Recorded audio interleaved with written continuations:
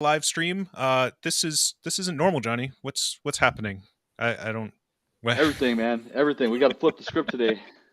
Yeah, today's a little different. One, our interface here in Restream is broken. We didn't get to do our normal intro video and all that other stuff. I got to mentally prepare for these things.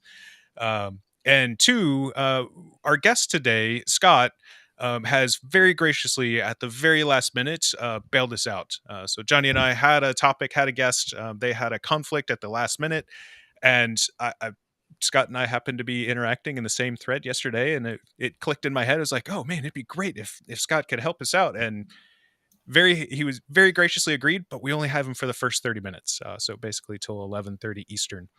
I'm Johnny and I are going to skip all of our normal stuff that we do at the beginning, and we'll do that in the second half of the show, because we want to talk to Scott and basically learn about data. And forgive me, I looked at the wrong place on my screen here. So, data-driven fleet management, Scott. Yeah, so we use a lot of data to help us decide. I think most people are probably familiar with, we have a fast channel, we have a stable channel. We use a lot of data to make decisions about when things go into, in particular, the stable channel. So I think that's a good title or subject for this. I like it. It was way better than the original title I had. Stuff and updates. Yeah, specifically related to updates. Yeah. So I guess first, can you tell us what your team does, in particular relating to the update, upgrade, release process for OpenShift? Sure. So I work closely with actually a few different teams, but in the context of this conversation, there's a team called the OTA, or over-the-air updates team, and they were conceived shortly after OpenShift 4 GA and tasked with sort of monitoring fleet data and managing the promotion process from the fast channel into the stable channel. Mm-hmm. And so, it's that process has evolved over time, and I've been involved with that since roughly 4.3 or so. Okay. Yeah. And so when you say fleet management, you're referring to deployed OpenShift clusters, right? And Yeah. kind of our customers and the things that they're doing as they go through those update upgrade processes, as well as all the QA QE engineering stuff inside of there, right?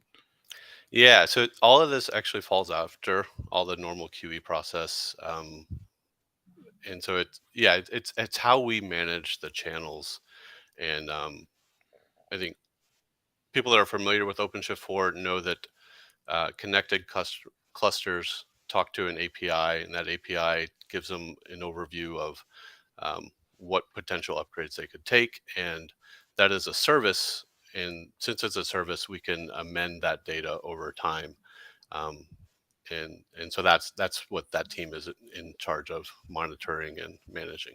Yeah. Got it. And is that Cincinnati? Is that the Cincinnati service? Cincinnati's the protocol.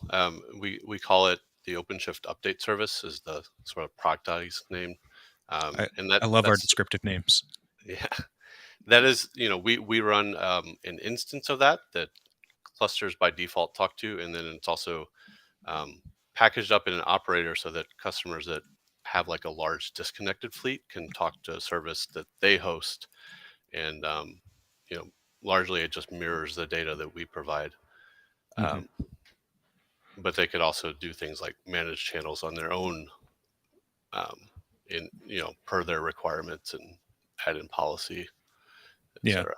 And just to give a visual behind that, so this is a 4.12.0 cluster that I deployed this morning. So when we come down here to cluster settings and we have this update channel, update status thing, this is talking to an API on the other end. And Correct. that API is what offers us, if I switch to, we'll go with candidate 412. So if I switch to something here, it offers, apparently there's no candidate releases, but it's what determines, it looks at your cluster and looks at what's available in the channel to be able to make recommendations and say, hey, you can go from 4.12.0 to 4.12.1 or 2 or 7 or 30 or whatever the versions happen to be, as well as the conditional updates, right? Yeah, so that's a new feature that we added 410 clusters based on amount of feedback where, going back to what I said about we can amend the graph that's presented to a cluster because it's a service, and that all hinges around like, we go through all the normal process of QE, we test everything, and then we send something out, and then some unique situation is encountered in the field and we find a critical flaw. So we would, prior to 410, we would go in and just remove that update edge from the graph entirely. Mm-hmm. We got a lot of negative feedback around, it was very hard for us to manage that. We had to manage that as sort of a big, huge binary thing. We either offer this update to everyone or we don't. So if it was like, uh, a situation that only happened on a certain platform or a certain cloud, we were holding back updates from other clouds. And so we, and then, so we just took a look at that and sort of the negative feedback of, just a hypothetical. We imagine we had a bug that only affected clusters on AWS. We, in that, prior to this, we would have to go in and like GCP clusters could not upgrade, even though they were unaffected by this bug. So in 410, we said, all right, well, let's fix this API and give it what we call conditional updates, where we could say, all right, we've identified a risk and it affects clusters which match this criteria. And so we actually present over the API a PromQL that's executed in cluster to say, all right, this is an AWS cluster. Don't recommend this update. And it's critical also to understand the difference between, like in the past, I said we blocked it. Like that edge would literally go away, and you wouldn't have any idea that it was there.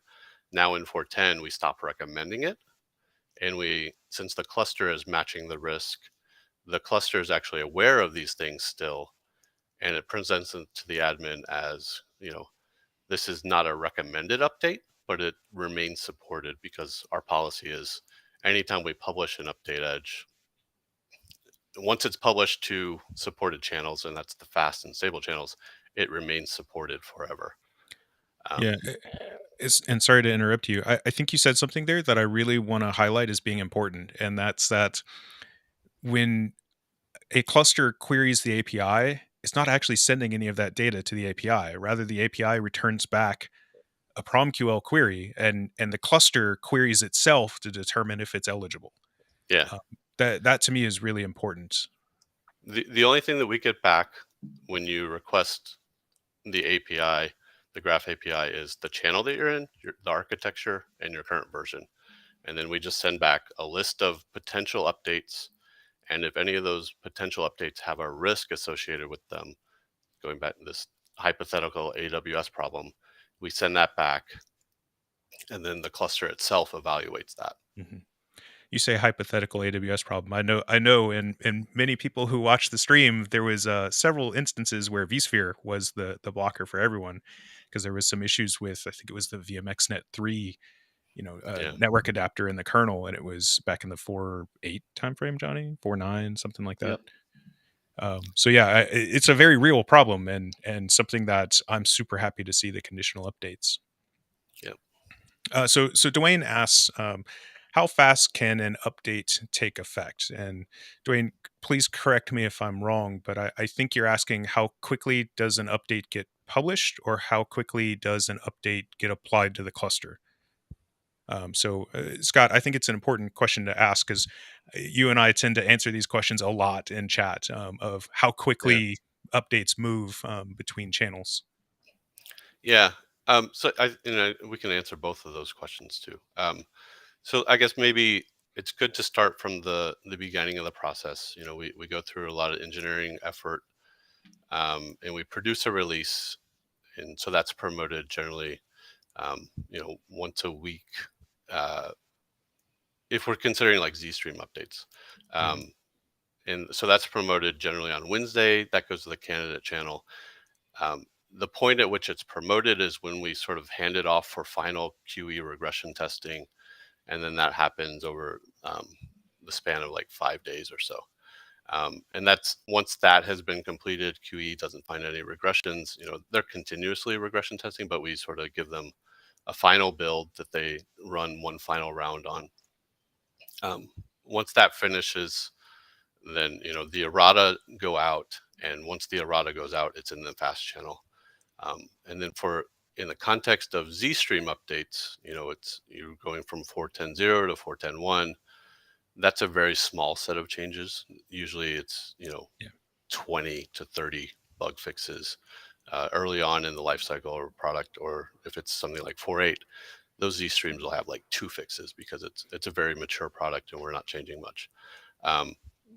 But either way, for ZStream updates, those generally move from the fast channel into the stable channel after about a week. Now, if we consider like a new minor version update, so we just shipped 4.12. I looked at the diff stats on just the cube rebase alone, and that was over 2 million lines of code change. Minor version updates also occasionally bring in like rel rebases. So, that represents a year's worth of rel development. And so if you look at a minor update, it's a huge change. And so the amount of risk there is significantly more. And so that's why we actually do take typically around 60 days to promote a new minor version upgrade from the fast channel to the stable channel. So I think that probably answers how fast things become available in channels. Yeah, and I think it's important to point out a couple of things. And Johnny and Scott, please offer or correct other things. So, one, like with a Y release, a minor release, so 4.10, 4.11, 4.12, even if it's not in the upgrade channel, it's still a fully GA and fully supported release. It's the process of updating or upgrading from 4.11 dot something to 4.12 dot something. That's where that 60-ish days, I know it changes, of testing and validation all comes in. And Hamza, to answer your question, is there any difference between update and upgrade? I'll say that it's mostly just a language thing. I personally use update to refer to a Z stream, so 4.10.12 to 4.10.14, and upgrade to refer to minor version upgrades, so 4.11 to 4.12. Yeah, our documentation, we're centered everything around update, and the things that actually happen is exactly the same between a Z stream and a minor version update.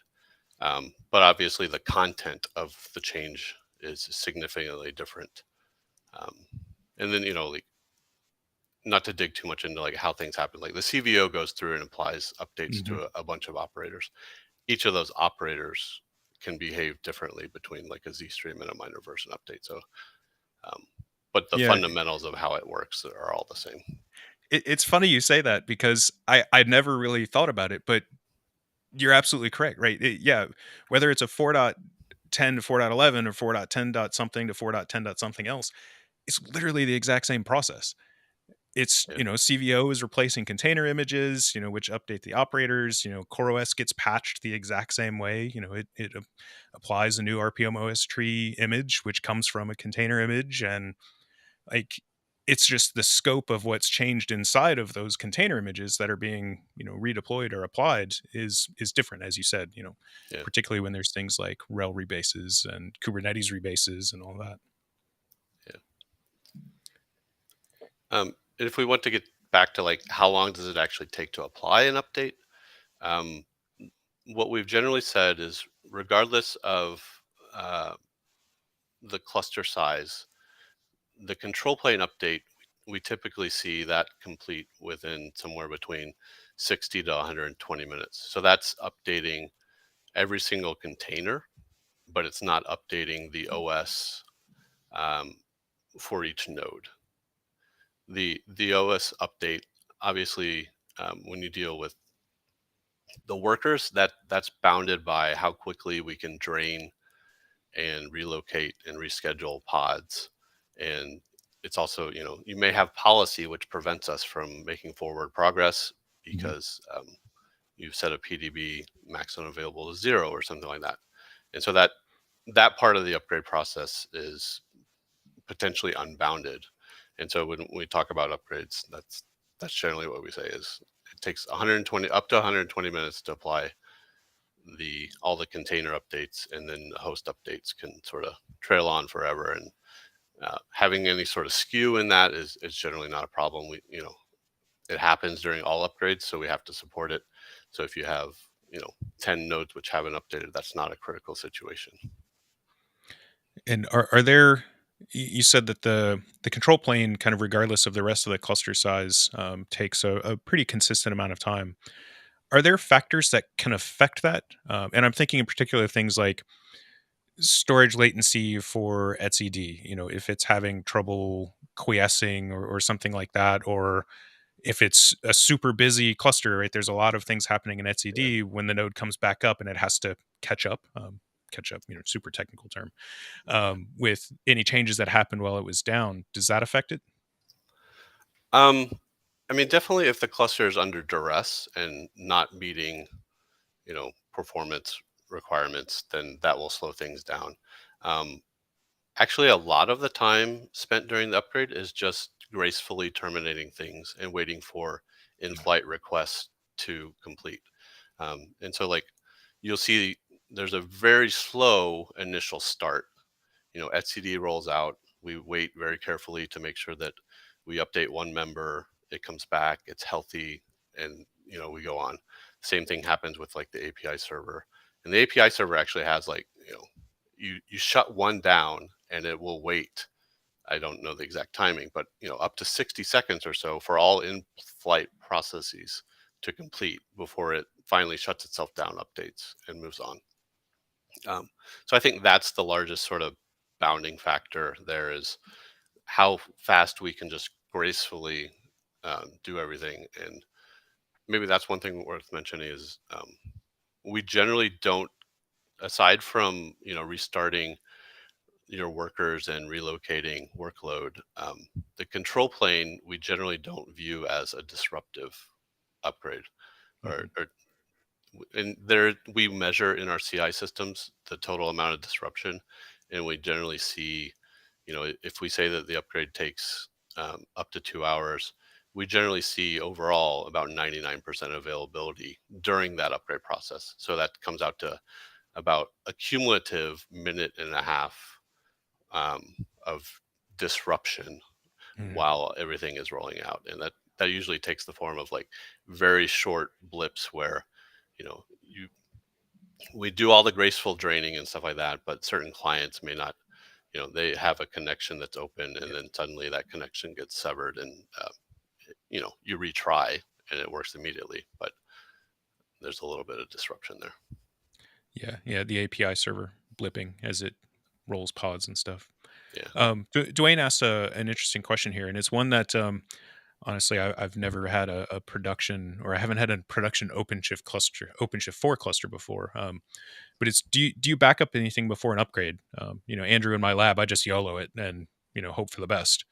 But every time. Yeah, from a customer perspective, it's a good question. Yeah, we starting with 4.9, etcd actually takes a snapshot as soon as you initiate an upgrade, and it blocks the upgrade process until that's done. But backup and recovery in a system that changes very quickly, like any Kubernetes cluster, like there's constantly probes that are going on, and pods are coming and going, and volumes are getting attached and detached from nodes. Like backups get very stale with the state of the cluster very quickly. And so if maybe it's worth talking about like rollback strategy and stuff like that. If something goes wrong during an upgrade, our intent is that nothing should ever go wrong and compromise the availability of the cluster. The upgrade may fail to make progress, but in no situation should we take a cluster down, or because we do this graceful draining and we wait for things to come back. So while we take backups as a precaution, we don't generally recommend that anyone, if you run into a problem, immediately stop and do a restore or anything like that. The backups are taken if I'm not aware of this ever happening, but if for some reason during that upgrade the entire cluster just fails, and so it's purely a disaster recovery thing, and we don't recommend that in any situation, unless the cluster has completely failed, do you immediately start using that backup to do a restore. That makes sense to me, and I think for a couple of reasons.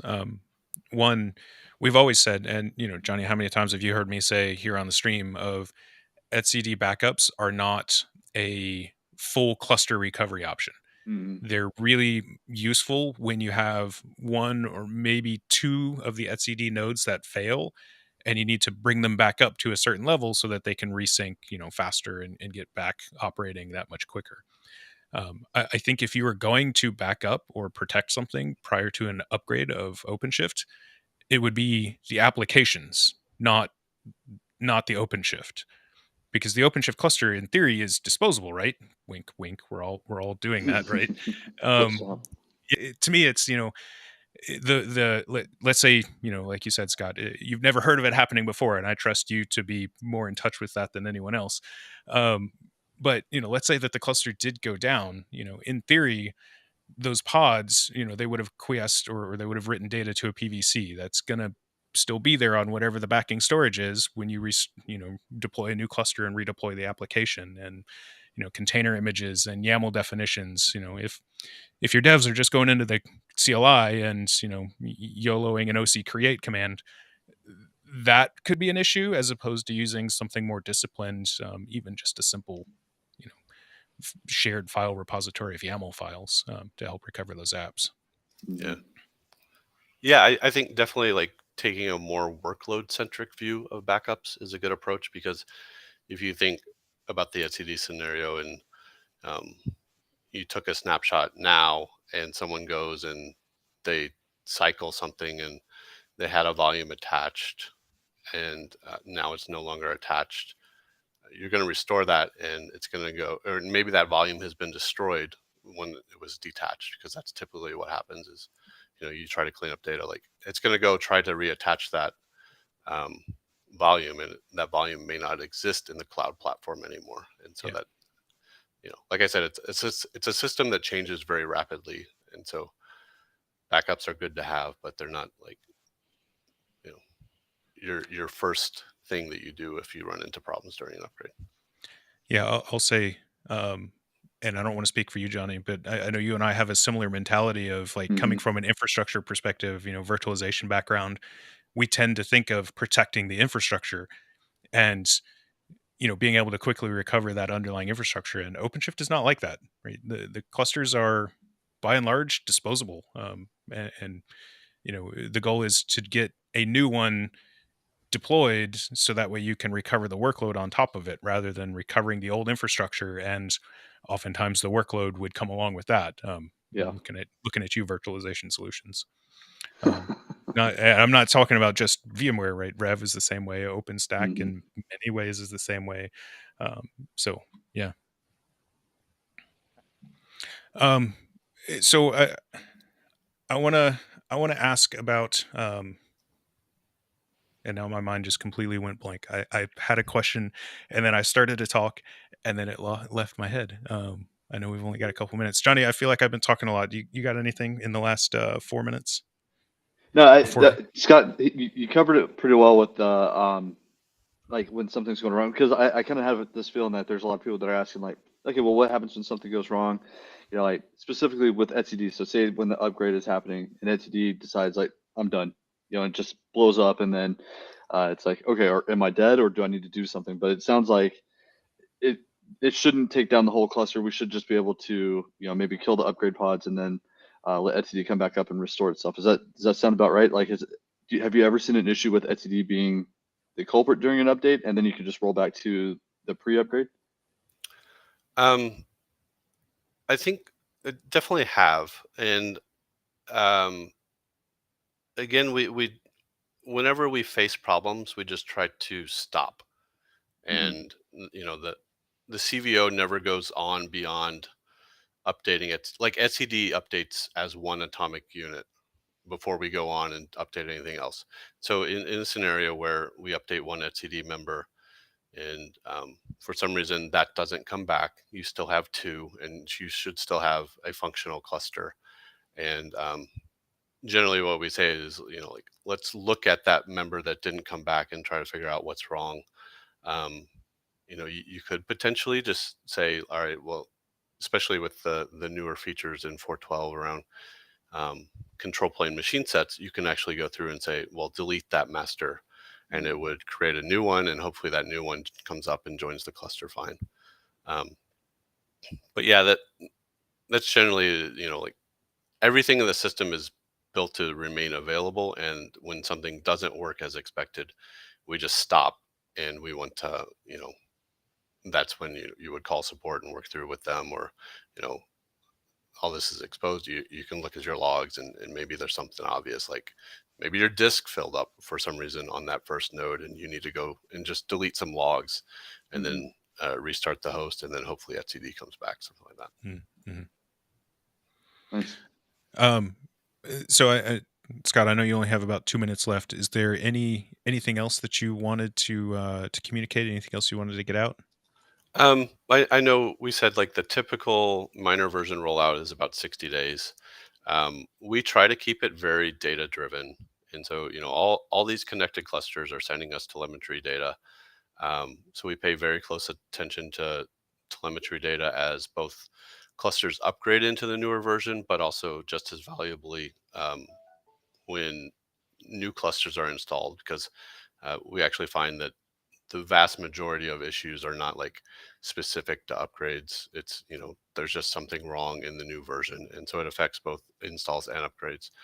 And so the telemetry is a big input, but then we also scrape data from other sources. The entire support organization is dealing with customers in the field, and they may encounter something. So there are other feedback loops, and telemetry data it's machine driven, it's very reliable, and it's very quick, so we notice problems there very quickly.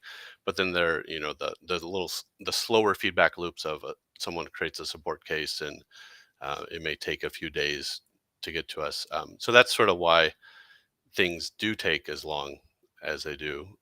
We also, we need to get a critical mass of new clusters to have all the data that we need to sort of make those decisions. And so we have actually recently amended the documentation to say that we generally expect it to take between 45 and 90 days. But 60 days is actually the historic average ever since about 4.7, and it's been pretty reliably right around there. Yeah. So I don't want to keep you any longer. So Johnny and I will stay here. We're going to keep streaming for anyone in the audience. But Scott, I know you have another thing to get to. So thank you so much for joining us today. We really appreciate you bailing us out and agreeing to join. No problem. Thanks for having me. So and, yeah, if thank you anyone so has much. questions, let me know. Bye. Yeah. All right. Yeah. So yeah, Scott's awesome. Like I said, I've been interacting with Scott in our various chat and everything else internally for literally years, answering questions for folks around updates and upgrades, and he's always like on the ball, responding to things, providing that engineering side of or engineering perspective. So I was so happy when he said that he had time and was able to join. Yeah, he's awesome. I see him all the time in our internal channel. I feel bad for a lot of those guys because it's like, yes, DHCP is required. Here's the status on updates. It's like, it seems like it's always the same questions, but Yeah, I get it. It comes with the territory, right? Yeah. So resetting a bit. Let's go back to the beginning of the stream here. So today is just a day of follies. I don't know what's going on. It's this line of storms that's traversing the East Coast, right? That's what it is. We're in the upside down. Yeah, because the stream started. Our intro video wouldn't play. Johnny couldn't change the theme of the stream that we're looking at today. Like, it's just been one of those days. So hello to our audience. Thank you for joining us. Apologies we didn't open like this, but like I said, we wanted to get as much time with Scott as we possibly could. Also, I feel like this is very selfish and random. Yes, I am standing today. I've been on meetings for the last, let's see, it's 11:30, so 4.5 hours. Oof. I think. So it was one of those, like, I made the mistake of not standing earlier in the day, so I was, it was just painful, and I decided, "Oh, I'll stand for the stream. Well, what's the worst that happens, right?" So it is good to stand up and stretch every once in a while. But yeah, so I hope it's not distracting to have this thing like covering and in the way and all that other stuff. Sometimes people get distracted by the background. So far, it's been good for me, and I'm easily distracted. So. Yeah, well, it's funny. We were so Tech Exchange is next week, right? And one of the demos, or one of the things that we're showing, is it mimics a dashboard of a car, and through the windshield of the mock car is Google Street View, because it's mimicking like the car driving down the road.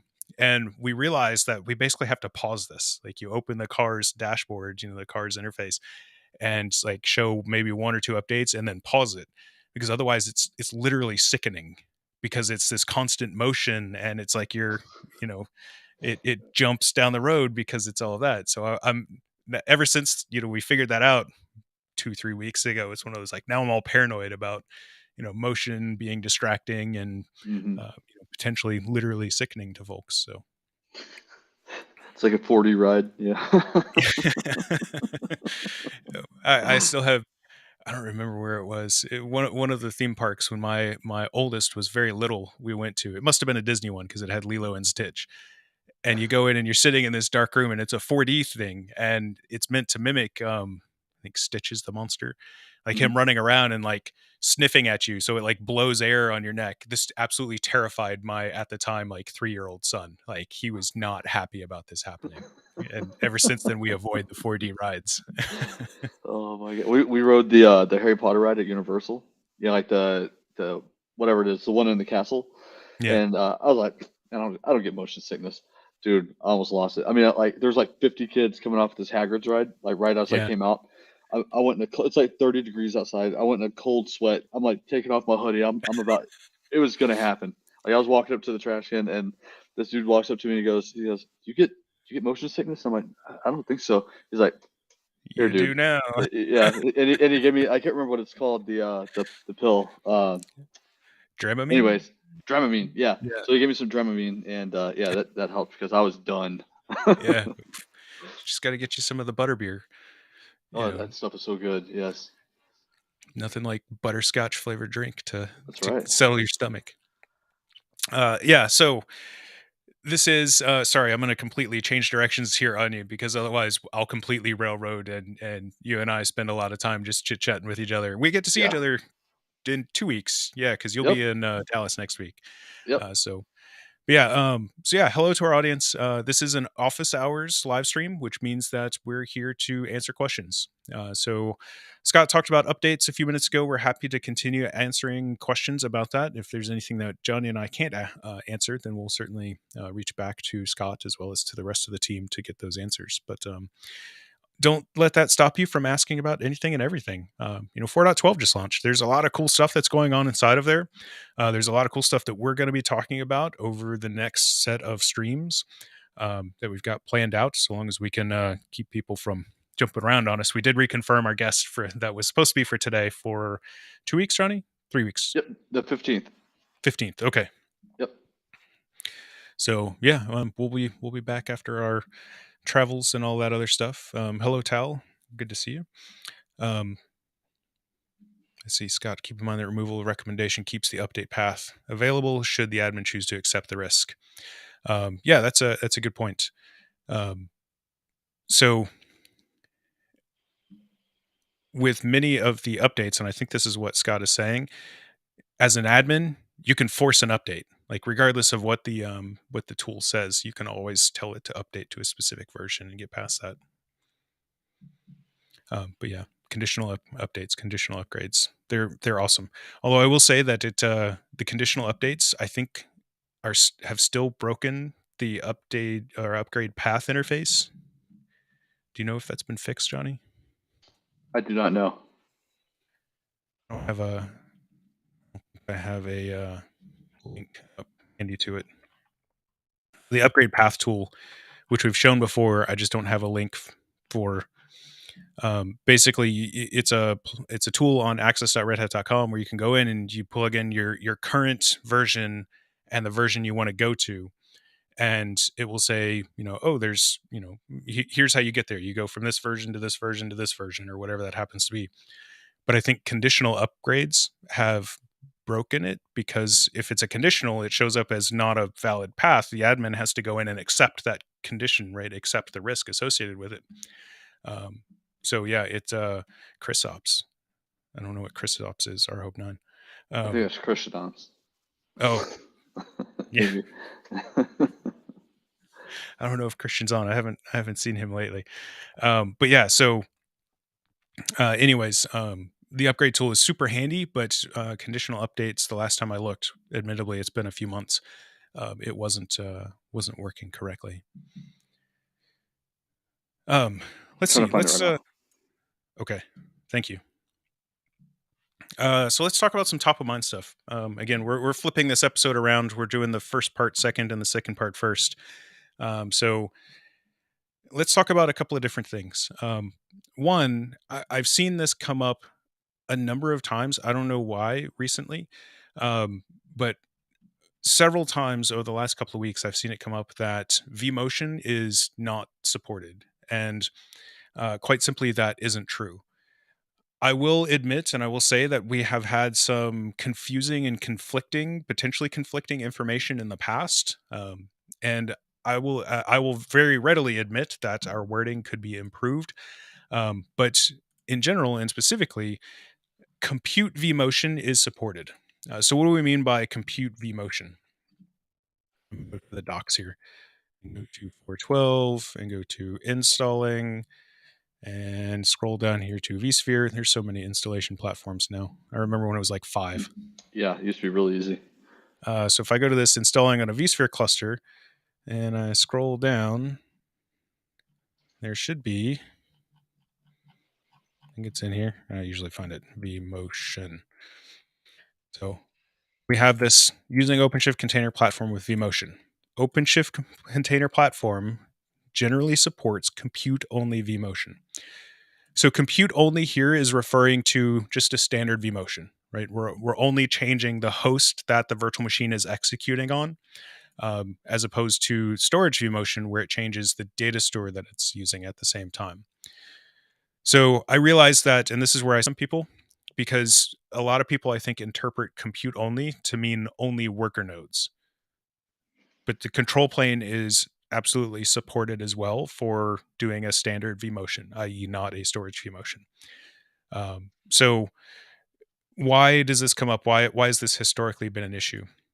So a lot of folks have have maybe experienced some issues where, in particular, a control plane node will go unreachable, or maybe etcd will, I won't say flake out, but where it'll have a couple of blips. Every time, and when I've talked with our engineering teams and support teams, like every time they have seen this, it has been a result of effectively a vMotion environment or a vSphere environment that is, shall we say, suboptimal. So what do I mean by that? I mean things like there might be network congestion, there might be storage congestion, right? There might be something that would cause that cutover time, CPU contention, to be extended beyond what you would normally expect. So VMware has a set of vMotion best practices, and this is what we tend to point folks at. I don't remember where one of these is the right one, and I can never remember which one it is. Yeah, that's a Dell, so it's probably this one. But effectively, we just want to follow these recommendations inside of here. There's also a KCS article that I'll dig up here in a moment once I stop running my mouth, that points to like recommendations on how to ensure vMotions, so compute-only vMotion, is successful the vast majority of the times. But I just want to reiterate, I want to stress, vMotion is supported with OpenShift for all node types. Doesn't matter if it's control plane, infrastructure, right? All of those things, it is supported. And it would be I don't know. It would be crazy to me if we didn't support vMotion. Like, that's one of the big things. I will say, and Johnny, you've heard me say this before, that and many folks who have watched the stream long term have probably heard me say there is some consideration for pinning OpenShift compute nodes to certain vSphere hypervisors. Especially if you're overcommitting, you want to manage capacity and stuff like that. The stream that we did around capacity management, we talked about this at length. Of, if my vSphere cluster is overcommitted, CPU memory wise, and I have multiple OpenShift compute nodes hosted on each one of my vSphere hypervisors. What happens if a vSphere hypervisor fails? Now it's going to be restarting those OpenShift compute nodes onto existing nodes that are already overcommitted, that might already be experiencing contention. And when those OpenShift nodes rejoin the cluster, it's going to immediately begin to reschedule workload to those. So it has the potential for basically exasperating, any contention issues, making the recovery longer, all of that type of stuff. So in some conditions, in certain scenarios, it may make sense to not vMotion those, to pin them to specific nodes, but that doesn't mean that it's not supported to vMotion them, to be clear. So I hope that helps. Let's see. So the next one that I wanted to talk about here is vSphere version support. So it was pointed out to me this morning that this is not entirely accurate. So vSphere 8 is still not supported from what I understand. So just be aware that as of this moment, it is for OpenShift 4.12, 7.0.2 or later, but less than 8. 4.11, I think it still works with 6.7. Oh no, we're saying 7.02 there as well. Okay. That's what I get for not reading the docs studiously. Yeah. 7.01 earlier is now deprecated. There we go. Let's see. What else did I have? I had another one. Minimum node sizing. This was just a random question that came up from one of the folks on my team. They were looking for the minimum node sizing, and we definitely don't make it easy to find because I don't think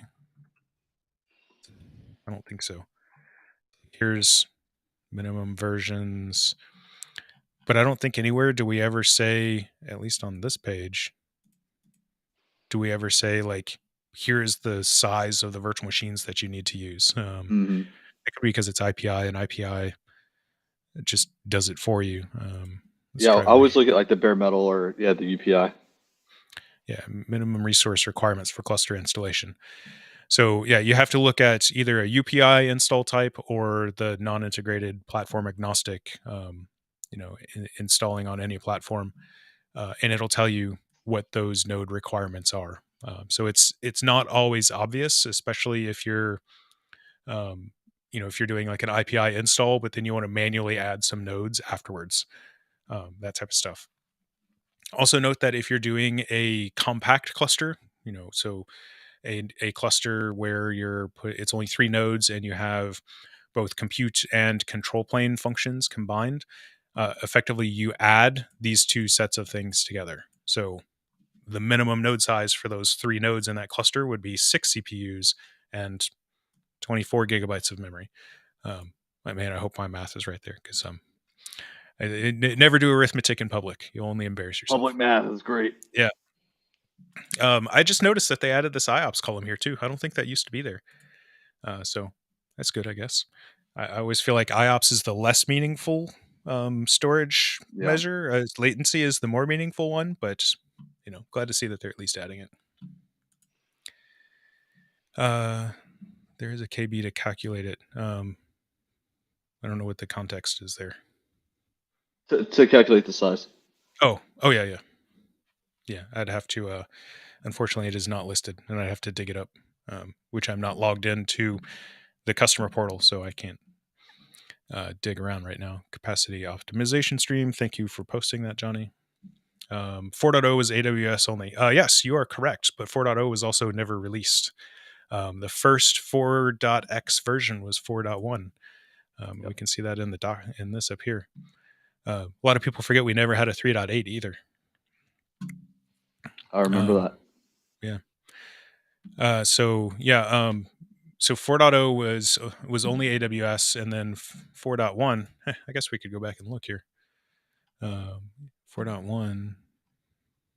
Yeah, AWS, bare metal, and vSphere were your options. And then I think it was 4.5 was when vSphere IPI came along. Yeah. Here we go. Installing a cluster. So yeah, trip down memory lane. 4.5. It was almost 3 years ago. Yeah, man. 2.5 years ago. Time flies when you're having fun. I remember I was at Tech Exchange when 4.0, 4.1 was about to release, and so like we're all like, CoreOS, like what? What's the operator? What? Like what's all this craziness? I was new to Red Hat at the time because I think it released in early 2019, from what I remember. Mm-hmm. So it was like 6 months after I had joined Red Hat, and I spent 6 months like learning OpenShift 4 and operators and the install process. And it's like I got super frustrated with all of these things, and like because operator, why do I need an operator? Why do I have to go here to change this thing when I can just go in and change it in the and having to make that mental shift. Ryan, really know your OpenShift history. Thank you. I it's more of a I've just been around for a minute. So yeah, and I also focused. So installer stuff is a little bit cheating for me because for a long time as a tech marketing person, my one of my SME topics was the installer. I used to focus on installation, CoreOS, etcd, like all networking, kind of all of these low layer things. And then I've always relied on other folks on the wider tech marketing team for expertise around like application level stuff, GitOps. Like Johnny, you're my GitOps go-to now. Christian's dead to me. So I hope he's listening too. Yeah, or maybe this is going to YouTube, right? Can we like clip that on YouTube and send it to him? That's what I need to figure out how to do. That'll be the short for this episode. Christian's dead. Now I need to watch my Slack counter down here in the corner and see if he starts messaging me on Slack. Awesome. Yeah, so I see you dropped a couple of things in here as well. Please. Yeah, let me bring it up really quick. Okay, yeah. So there was really two big announcements this week. I think they're kind of big, but like the first one was Red Hat OpenShift Data Science, or ROADS. Their on-prem support just went GA. So ROADS was a cloud-based service, and if you don't know what ROADS is, it's essentially the data science capability as a cloud service. So you get things like Jupyter notebooks. There's some other public notebooks that they put out there, but all the things that you need for AI, ML workloads and stuff like that, it's built around that. And they've moved that from not only being a cloud offering, but now to an on-prem offering.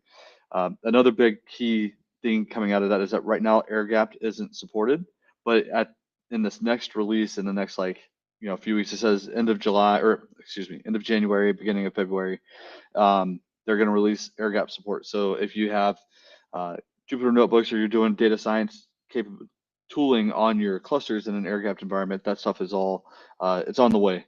And they're going to follow some of the same releases as the cloud services. So if they release an update for the data science cloud service, then the on-prem will have that same update, and it's generally about every 3 weeks or so. And then the other one was OpenShift Pipelines 1.9. RHope 9 had mentioned Tecton 1.9 is out. So there's a lot of GitHub and other like SCM providers, so source control manager providers. So webhooks for Bitbucket, GitLab, and GitHub are now all supported, which is pretty cool. There's just a bunch of cool stuff coming out with OpenShift Pipelines. There's some PR status report, and then you can do events. This one was a cool one that I thought. Events and filtering, so you can have a pipeline per event. So as like maybe you have an OpenShift serverless trigger, then you can have a pipeline or whatever. I don't know how it works. I'm not that application centric, but just a bunch of cool things that are coming out with the pipelines, this code feature to just enhance it and make it better. And then the last one is there's a blog for what's new in ACS, and it just kind of going over some of the things that are coming out. The one big thing that I thought was super awesome that I can't wait to actually kick the tires with is the automated network policy generator. So before you deploy something, it'll generate a network policy for you, and it'll be available in the ACS console. So I think that that's just going to be amazing. So looking forward to that. And then the other ones are just UBI 9 support and improved vulnerability management. UBI 9, yeah. Yeah. Crazy. I don't even remember, when does CoreOS switch over to RHEL 9 base? I don't remember. I have no idea. Yeah. Soon Yeah, though, that'll be I happening. see him like talking about it. So Yeah, that'll be happening sometime. That's kind of cool. I also think ACS, they're also moving away from the RocksDB and over towards Postgres now. yep.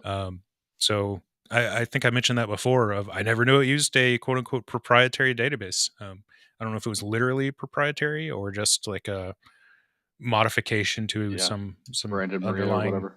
Yeah, but I never knew that, so that's kind of cool. Yeah.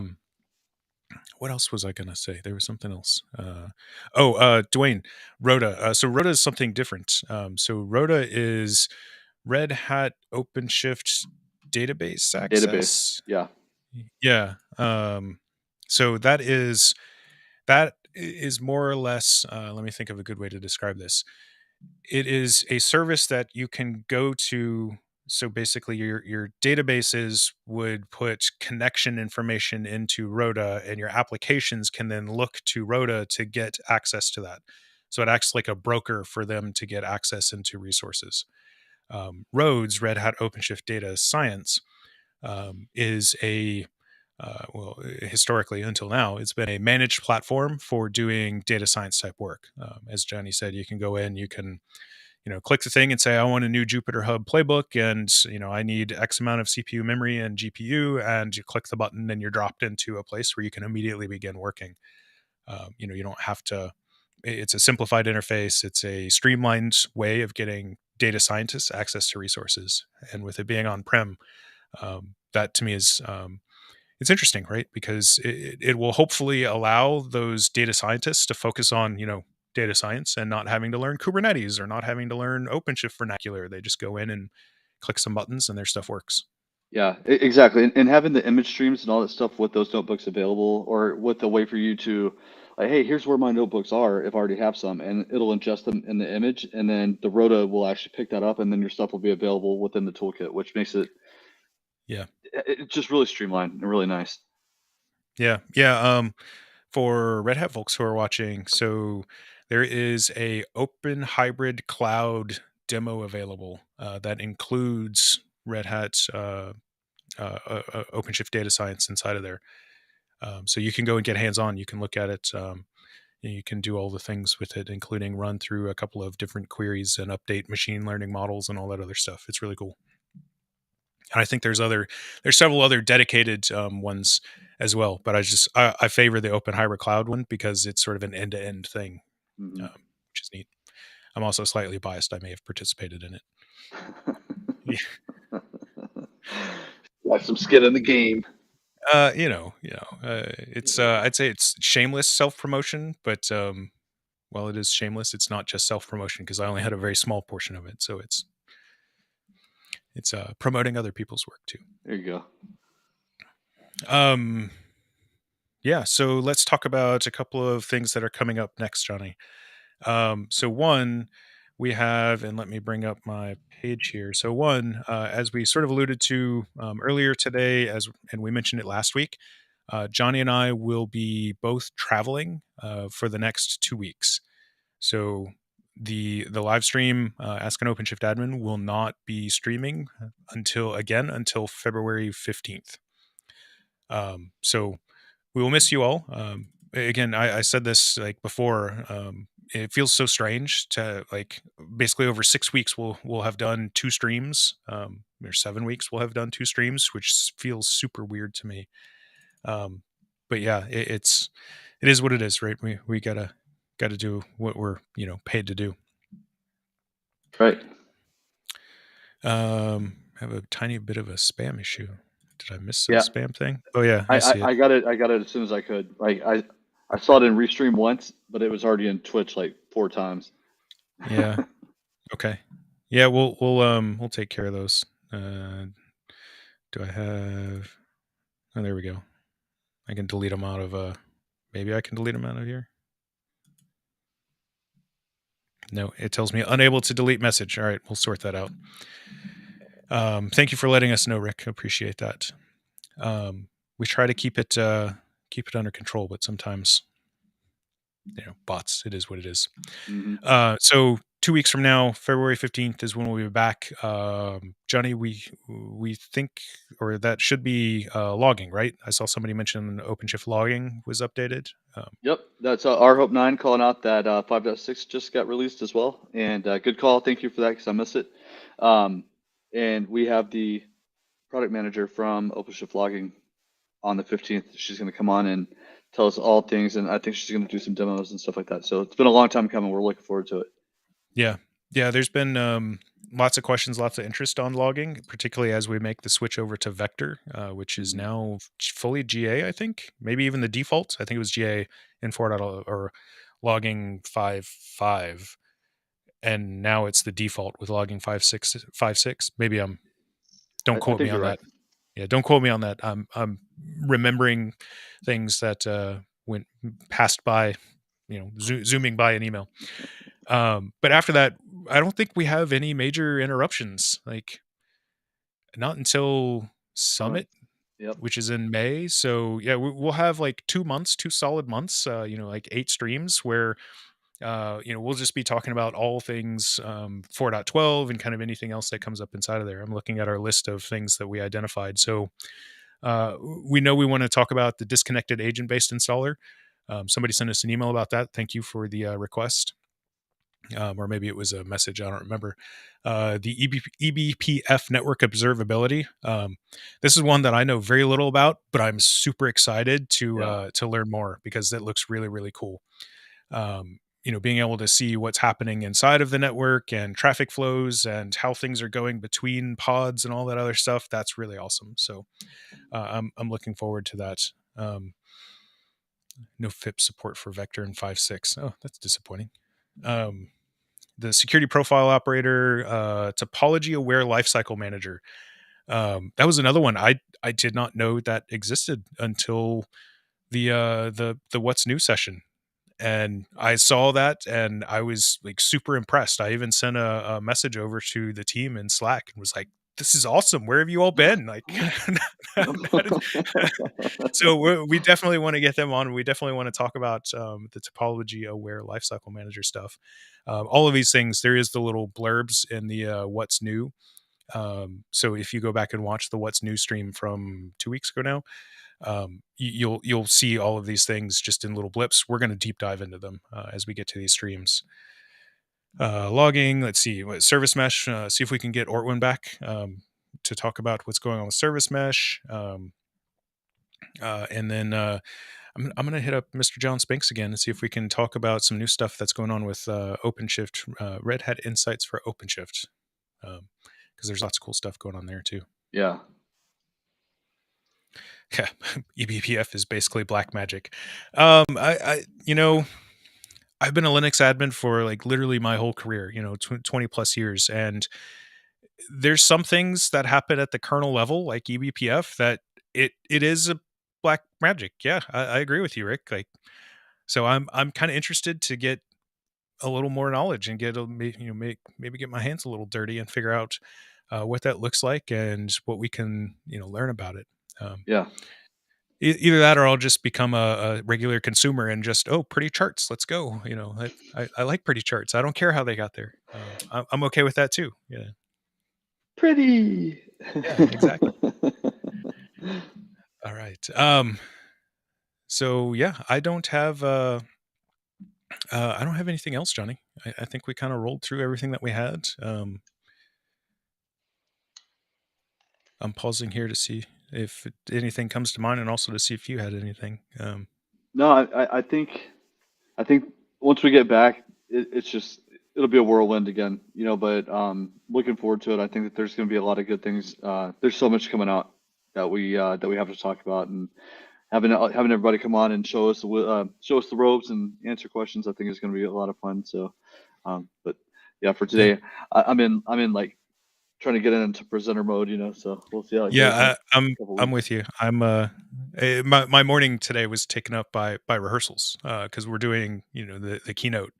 So I had to go through and do the rehearsals and check our environments and validate everything and all that other stuff. And it's it's been a few years since I did a keynote, because doing it virtually is just not the same. And so it's Right. it's fun and it's challenging, but it can be a little exhausting. So I'm happy. I'm happy to be involved because we get to show off really cool stuff, and that's why we're here. Yeah, I agree. And I think I need to check. I need to find out if we can basically do all that stuff here on the stream, because it's all stuff that's possible today, and that would be really cool.